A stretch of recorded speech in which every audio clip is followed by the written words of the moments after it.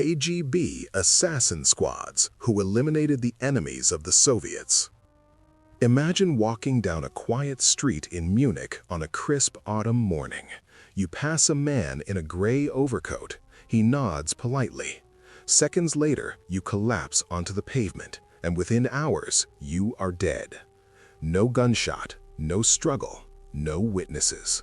Just a faint smell of bitter almonds in the air and a tiny puncture mark on your skin that no doctor will notice for days.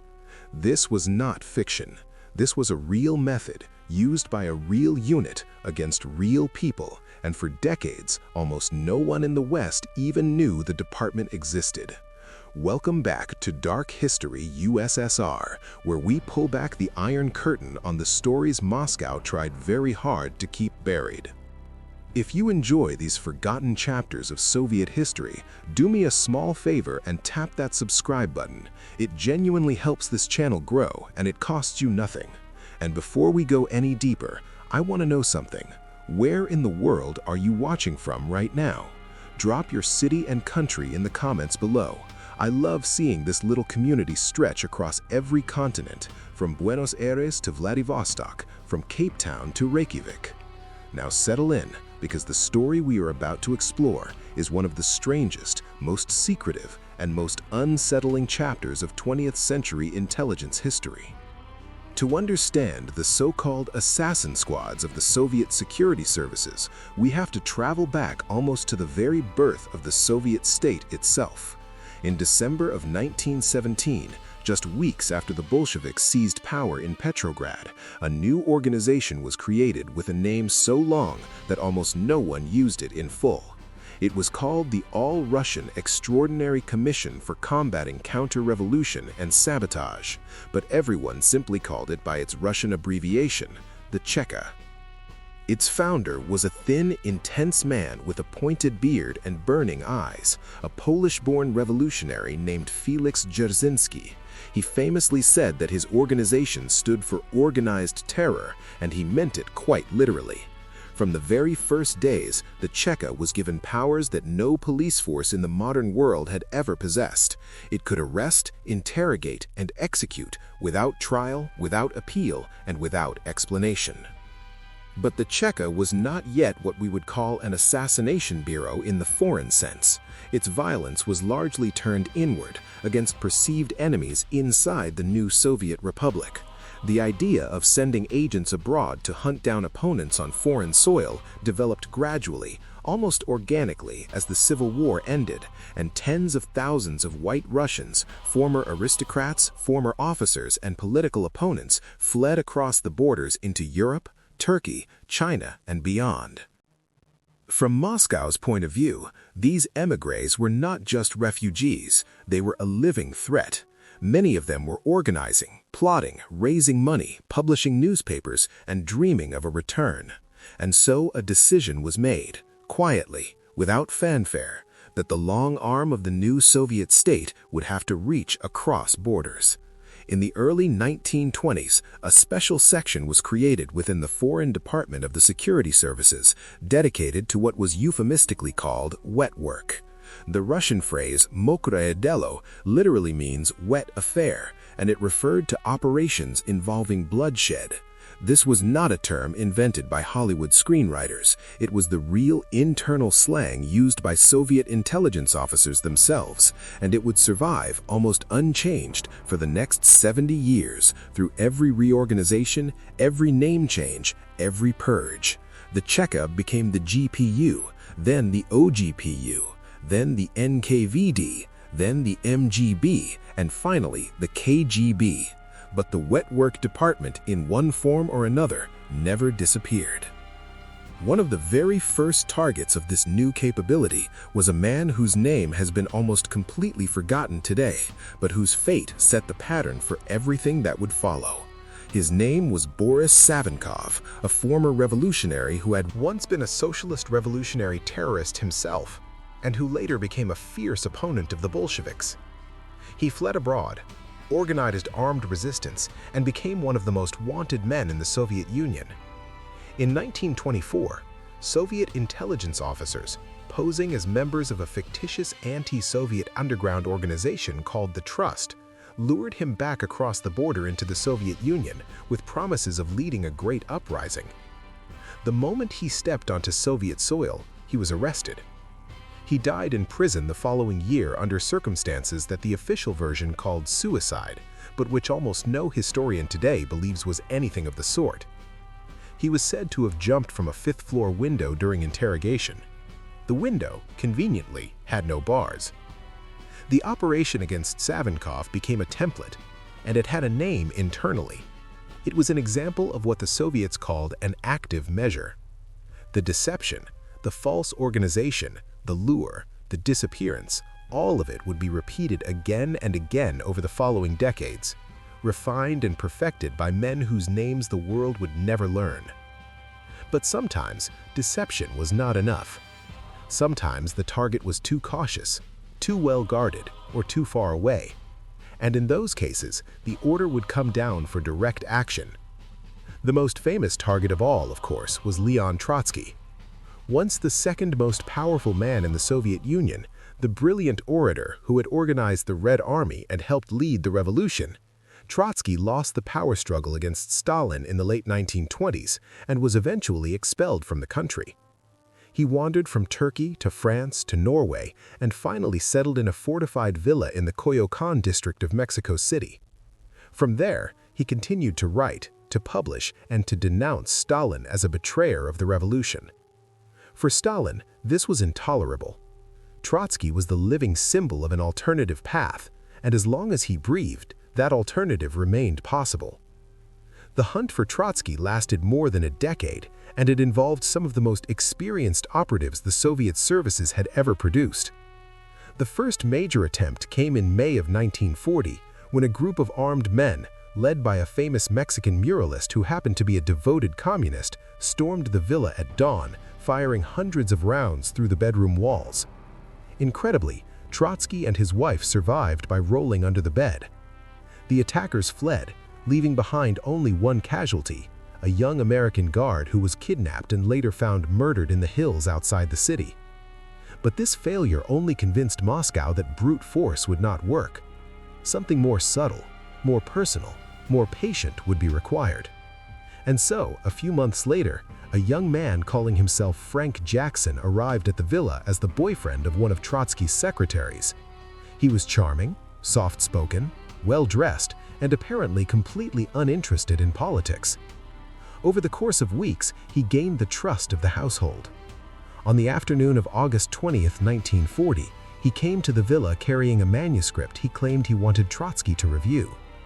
Trotsky sat down at his desk, bent over the pages, and the young man pulled a small ice axe from beneath his raincoat and struck him in the back of the head. Trotsky did not die instantly. He fought back, shouted for his guards, and lingered for almost 26 hours in a hospital before finally succumbing. The attacker was arrested, served 20 years in a Mexican prison, and never confessed to working for Soviet intelligence. But years later, after his release, he traveled to Moscow and was quietly awarded the highest honor the Soviet Union could give, Hero of the Soviet Union. His real name, we eventually learned, was Ramon Mercader. What is less commonly discussed, and what I find genuinely fascinating, is that the operation to assassinate Trotsky was organized by a department whose budget, personnel, and very existence were officially denied even to most officers within Soviet intelligence itself. This compartmentalization, the principle that only those who absolutely needed to know were told anything at all, was the secret to the longevity of these operations. A junior officer in Moscow could spend his entire career in the same building as the wetwork department and never have the faintest idea what his colleagues 2 doors down were actually doing. Now, before we go further into the post-war years when these operations took on a new and even stranger character, let me ask you something I genuinely want to hear your thoughts on. If you had been an intelligence officer in that era, working for any of the great powers, American, British, Soviet, French, and you were given an order you believed was morally wrong, what do you think you would have done? Would you have refused and accepted the consequences? Would you have followed orders and told yourself it was for a greater good? Or would you have tried to find some quiet way to sabotage the mission without being caught? I am genuinely curious because the people we are talking about today were not all monsters. Many of them were ordinary men and women, husbands and fathers who believed they were defending their homeland. Drop your honest answer in the comments. I read them, and the discussions on this channel are some of the best on YouTube. After the Second World War ended, the world reorganized itself into two great blocks, and the rules of the intelligence game changed dramatically. The Soviet security services were reorganized again, and the Wet Work Department found a new home within what would eventually be called the 13th Department of the First Chief Directorate of the KGB. This department, sometimes referred to in internal documents simply as Department V, had a very specific mandate. In peacetime, it was responsible for sabotage operations, the assassination of high-value targets abroad, and the preparation of networks of sleeper agents who could be activated in the event of war. In wartime, its mission would expand to include the destruction of communication centers, power grids, and the elimination of enemy political and military leadership. The men recruited into this department were not the romantic spies of popular fiction. They were not seducing diplomats at embassy parties or microfilming documents in dimly lit hotel rooms. They were trained in entirely different skills: explosives, hand-to-hand combat, marksmanship, the use of poisons, the construction of disguises, and most importantly, the ability to live for years, sometimes decades, under a completely fabricated identity in a foreign country. These were the so-called illegals, agents who entered a country without diplomatic cover, without the protection of an embassy, often using the identity of a real person who had died as a child in some forgotten village. They would build entire lives, get jobs, marry local women, raise children, attend church, pay taxes, and wait. Sometimes they waited for orders that never came. Sometimes they waited for orders that came suddenly, in the middle of an ordinary Tuesday afternoon, transmitted through a coded radio signal or a chalk mark on a park bench. One of the most extraordinary cases from this era involved a man whose work name was Bohdan Stashinsky. Born in a small village in western Ukraine in 1931, he was recruited by Soviet intelligence as a young man after being caught riding a train without a ticket, an almost absurdly small infraction that the security services used as leverage to force him into cooperation. Over the next several years, he was trained in tradecraft, languages, and eventually in the use of a very particular and very strange weapon. It was a small metal tube about the size of a fountain pen that fired a fine mist of crushed cyanide directly into the face of a target at close range. The cyanide would cause almost instant cardiac arrest, and within minutes, the victim's blood vessels would return to a normal state. To any doctor performing an autopsy, the death would appear to be a perfectly natural heart attack in a perfectly ordinary middle-aged man.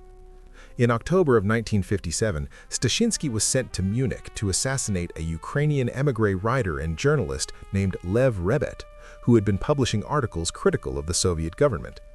He waited for Rebet on the staircase of an office building, sprayed the poison into his face as they passed, and walked calmly out of the building.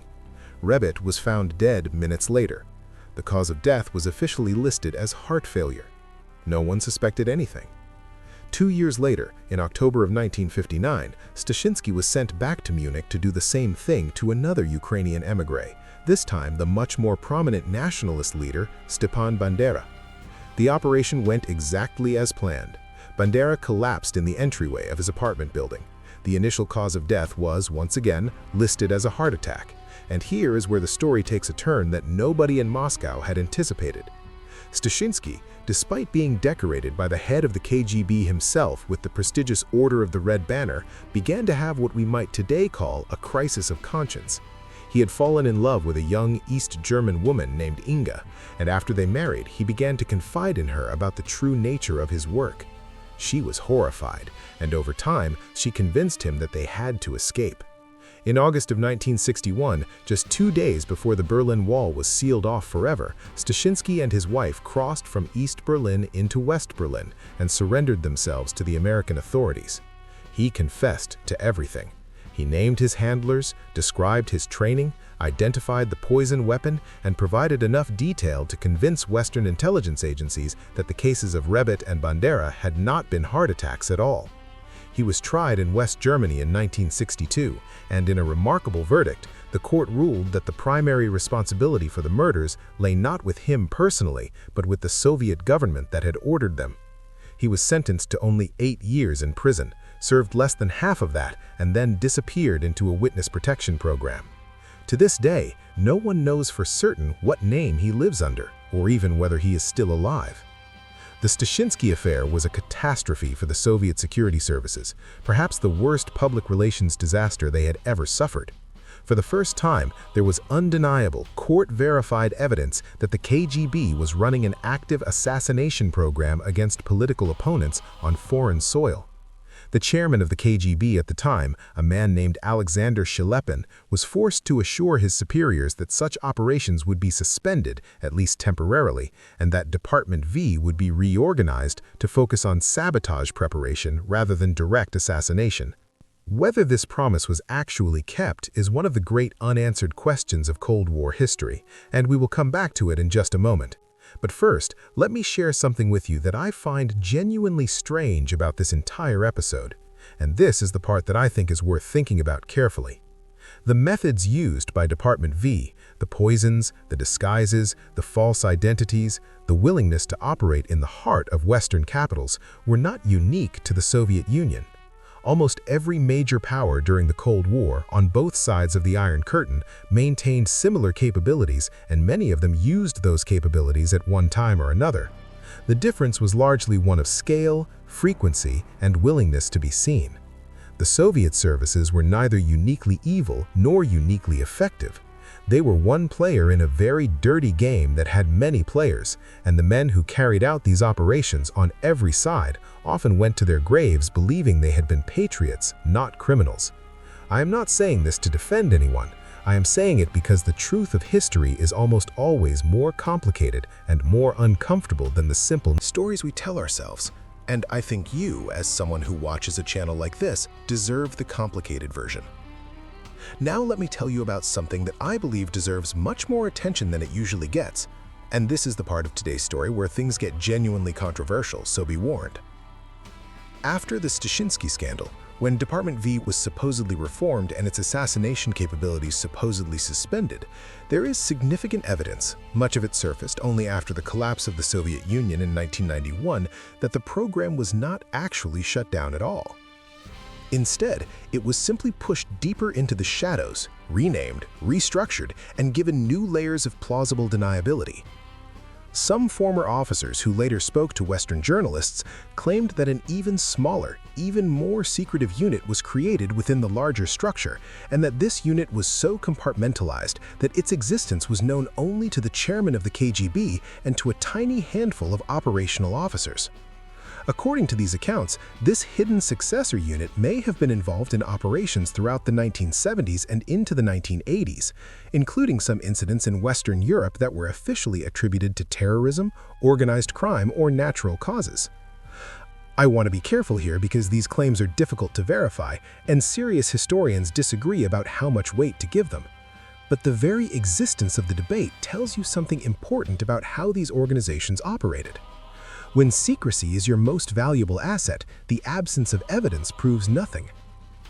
One incident from this later period that I find particularly worth discussing is the case of Georgy Markov, a Bulgarian dissident writer who lived in London and worked for the BBC World Service. On a September morning in 1978, Markov was walking across Waterloo Bridge to catch a bus to work when he felt a sharp sting in the back of his right thigh. He turned around and saw a man bending to pick up a dropped umbrella. The man apologized in a foreign accent, hailed a taxi, and disappeared. Markov went to work, mentioned the incident to a colleague as an odd little nuisance, and went home that evening with a slight fever. Within 3 days, he was dead. An autopsy revealed a tiny metal sphere, smaller than the head of a pin, embedded in his thigh. The sphere had been hollowed out and filled with ricin, one of the most lethal natural poisons known to science. The umbrella had almost certainly been a specially modified delivery device, and the operation, while officially carried out by Bulgarian state security, was widely believed to have been planned, equipped, and possibly assisted by their Soviet allies. Markov was just one man, a writer and broadcaster, but his death sent a chill through dissident communities across Europe, and it remains one of the most famous and most chilling cases of Cold War-era assassination on Western soil. What makes the Markov case so significant is that it demonstrated something that many people in the West had until then preferred not to think about.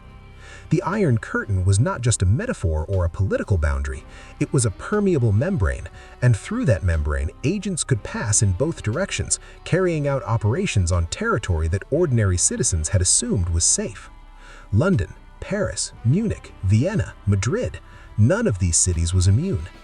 The men and women who had fled the Eastern Bloc and rebuilt their lives in the West were not always as far from the long arm of their former governments as they had hoped.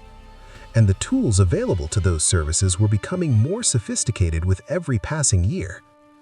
The technical branch of the Soviet security services, sometimes called the Operational and Technical Directorate, was a remarkable institution in its own right. Housed in an unremarkable building in Moscow, it employed chemists, engineers, doctors, electronics specialists, and craftsmen of every kind.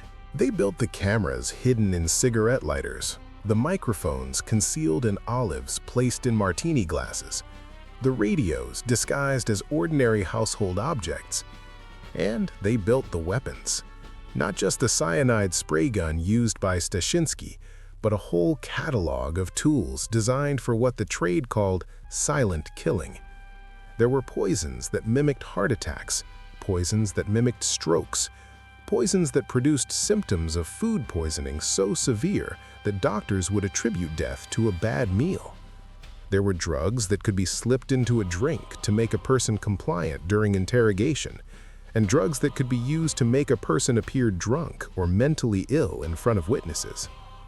The catalog was constantly updated, and new techniques were tested, often, according to disturbing accounts that surfaced after the Soviet collapse, on prisoners in special facilities that officially did not exist. One of the most chilling figures associated with this technical work was a doctor named Grigory Myronovsky, who ran what was internally called the laboratory, but which was sometimes referred to by the more sinister nickname of the chamber. From the late 1930s through the early 1950s, Myronovsky and his team developed and tested poisons on prisoners who had been condemned to death. Some of these tests were carried out under the direct supervision of senior security officials, and the results were carefully documented. Myronovsky was eventually arrested himself during one of the periodic purges that characterized Soviet political life, and he died in obscurity. But his work and the techniques he developed continued to be used by his successors for decades. I tell you this not to shock you, but because it is important to understand that the assassination operations we are discussing were not the work of a few rogue individuals.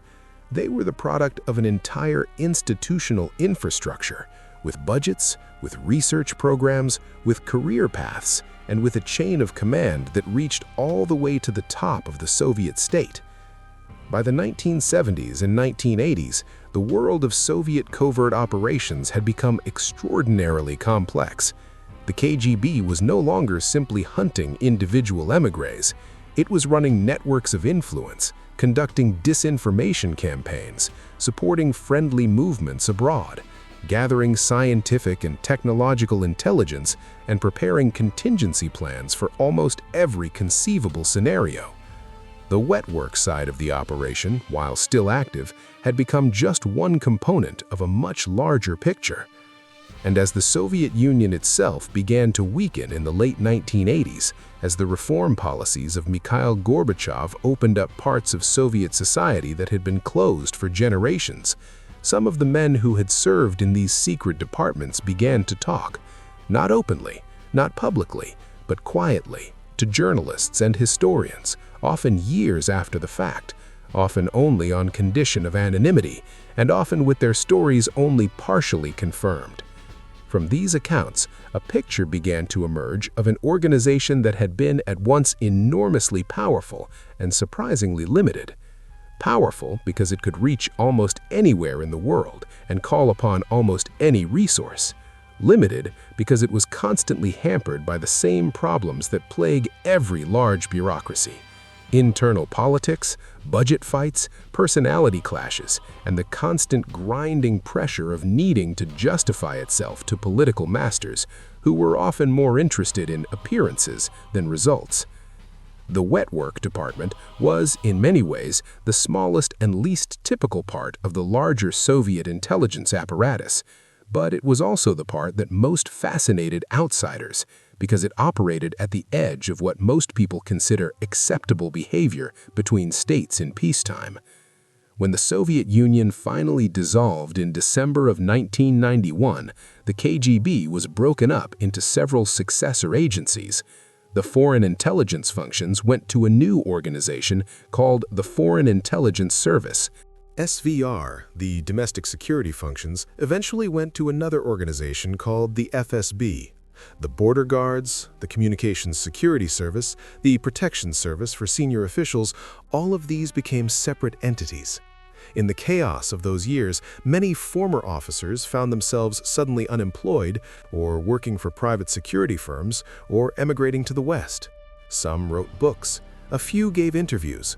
Most simply faded into ordinary life, taking their secrets with them. The archives, which historians had hoped would finally be opened, were opened only partially, and many of the most sensitive files relating to wet work operations remain classified to this day, more than 3 decades after the state that created them ceased to exist. This is one of the most frustrating aspects of trying to write the history of these operations. The men who carried them out are mostly dead or very old, and they did not leave memoirs. The documents that would confirm or deny specific incidents are locked away in archives that no foreign researcher can access. The official histories produced by successor agencies are predictably defensive and incomplete, and so much of what we know is pieced together from the accounts of defectors, from the investigative work of journalists, from court records in the countries where some of these operations took place, and from the occasional tantalizing leak that reaches the West through channels that themselves cannot always be verified.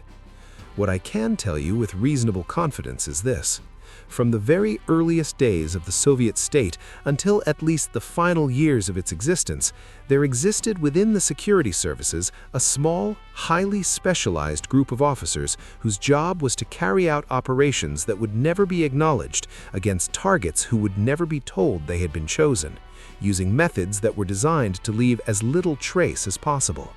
The names of these officers, with a handful of exceptions like Stashinsky, are still unknown. Their faces have never appeared in any newspaper. Their families, in many cases, never learned what they really did for a living. Some of them died in foreign cities under false names. Some of them retired peacefully and lived to old age in modest apartments, watering their tomato plants and walking their grandchildren to school. The stories they could have told would fill libraries, but those stories will probably never be written down. There is one more thing I want to share with you before we wrap up, because I think it captures the strange, almost human dimension of all of this. Years after the Cold War ended, a Western journalist managed to track down a former officer who had served in the 13th Department in the 1960s. The old man had retired to a small dacha outside Moscow.